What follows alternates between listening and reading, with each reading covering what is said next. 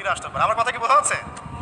ঠিক এরকমই একটা উৎসব হচ্ছে, একটা অকেশন হচ্ছে আমলের উৎসব, সেটা হলো এই জিলহজ মাসের প্রথম 10 দিন।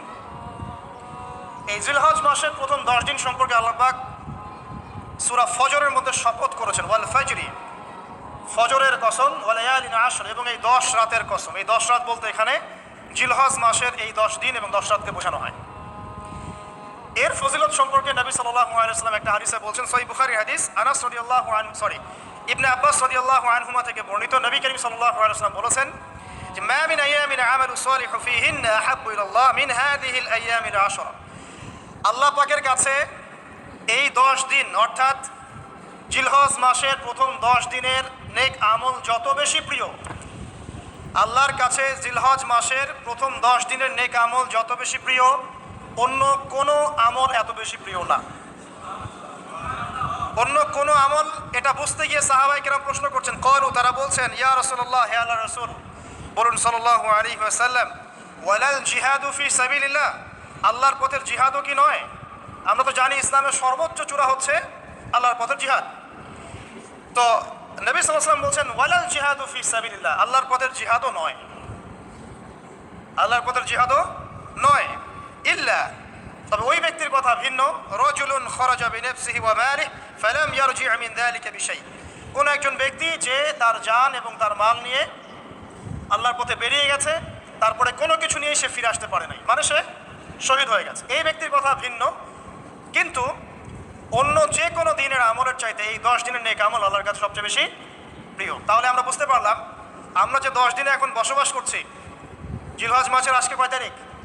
1 তারিখ। এই যে আল্লাহ পাক নিয়ামতের সাথে আমাদেরকে বাঁচিয়ে রেখেছেন, এই 10 দিন আমল করার সুযোগ দিয়েছেন, এই কৃতজ্ঞতা স্বীকার করে আমরা কিন্তু শেষ করতে পারবো না। পারবো না। প্রশ্ন হচ্ছে যে এই 10টা দিন আমরা কিভাবে কাজে লাগাতে পারি।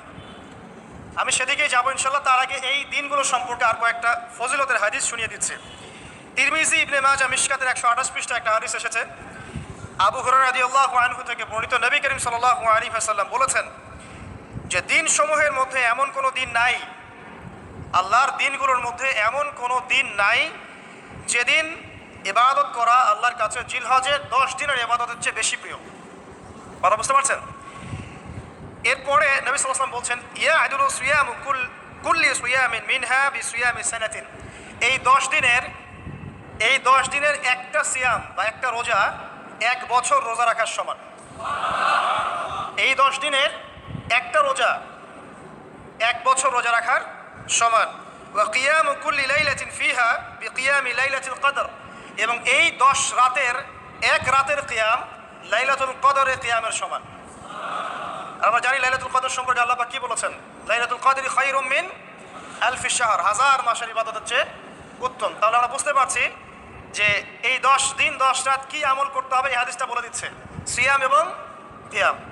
10টা সিয়াম না পড়েন, অ্যাটলিস্ট 3টা সিয়াম পারা যাবে ইনশাআল্লাহ। পারা যাবে না? একটা সোমবার পাবো সামনে আমরা, ওটা রাখা যাবে ইনশাআল্লাহ। একটা বৃহস্পতিবার পাবেন, সেটাও রাখা যাবে ইনশাআল্লাহ। আর আরাফার সিয়াম পাবেন ইনশাআল্লাহ। আরাফার সিয়াম রাখলে আগের 1 বছর, পরের 1 বছর, 2 বছরের গুনাহ মাফ হয়ে যাবে ইনশাআল্লাহ আযজা ওয়া জাল্লা। আর কিয়াম সম্পর্কে আমি সামনে বলছি ইনশাআল্লাহ তাআলা।